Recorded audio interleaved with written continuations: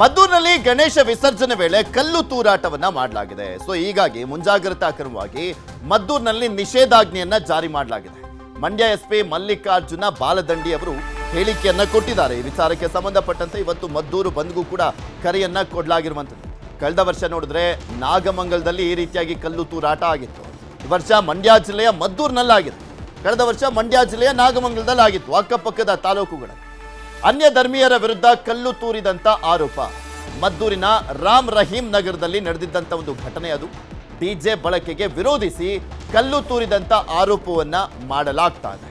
ಡಿಜೆಯನ್ನ ಬಳಕೆ ಮಾಡಿದ್ದನ್ನ ವಿರೋಧಿಸಿ ಕಲ್ಲು ತೂರಾಟವನ್ನ ಮಾಡಿದ್ರು. ಕಂಪ್ಲೇಂಟ್ ಎಲ್ಲ ಕೊಡೋಕ್ಕೆಲ್ಲ ಜಾಗಗಳಿದಾವೆ, ಪೊಲೀಸ್ ಇದೆ, ಕಾನೂನು ಇದೆ, ಎಲ್ಲದೂ ಇದೆ. ಆದ್ರೆ ಅದನ್ನ ಬಿಟ್ಬಿಟ್ಟು ಕಲ್ಲು ತೂರಾಟವನ್ನ ಮಾಡಿದ್ರು ಅನ್ನುವಂತ ಆರೋಪ.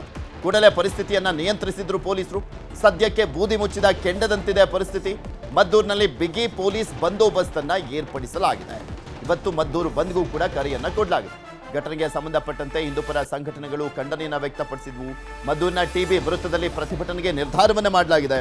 ಹಿಂದೂಪರ ಸಂಘಟನೆಗಳ ಪ್ರೊಟೆಸ್ಟ್ಗೆ ಬಿಜೆಪಿ ಕೂಡ ಸಾಥ್ ಕೊಡ್ತಾ ಇದೆ.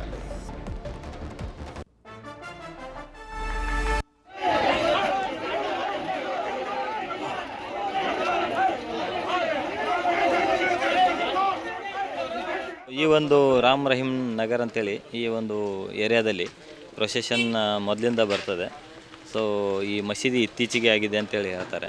ಸೊ ಈ ಒಂದು ಮಸೀದಿ ದಾಟಿ ಒಂದು 50 ಮೀಟ್ರ್ ದೂರ ಮುಂದೆ ಹೋದಾಗ ಪಕ್ಕದ ಒಂದು ಏರಿಯಾದಿಂದ ಏಕಾಏಕಿ ಕಲ್ಲುಗಳು ಬಂತು ಅಂತೇಳಿ ಪ್ರೊಸೆಷನ್ನಲ್ಲಿ ಇದ್ದವರು ಸಹಿತ ಅಬ್ಜೆಕ್ಟ್ ಮಾಡಿ ನಿಂತ್ಕೊಂಡಿದ್ದಾರೆ. ಆ ಒಂದು ಸಂದರ್ಭದಲ್ಲಿ ಎರಡು ಕಡೆಯಿಂದ ಸ್ವಲ್ಪ ಕಲ್ಲು ತೂರಾಟ ಆಗಿದೆ.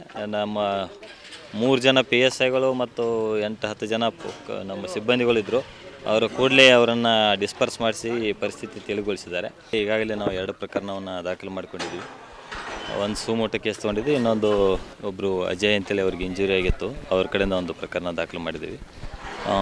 ಈ ಸಂಬಂಧಪಟ್ಟಂತೆ ಈಗಾಗಲೇ 21 ಜನರನ್ನು ವಶಕ್ಕೆ ಪಡೆದುಕೊಂಡು ದಸ್ತಗಿರಿ ಕ್ರಮವನ್ನು ಮಾಡ್ತಾಯಿದ್ದೀವಿ. ಇನ್ನೊಂದು 4-5 ಜನ ಏನು ಆ್ಯಕ್ಟಿವ್ ಪಾತ್ರ ವಹಿಸಿದ್ದಾರೆ ಈ ಒಂದು ಘಟನೆಯಲ್ಲಿ.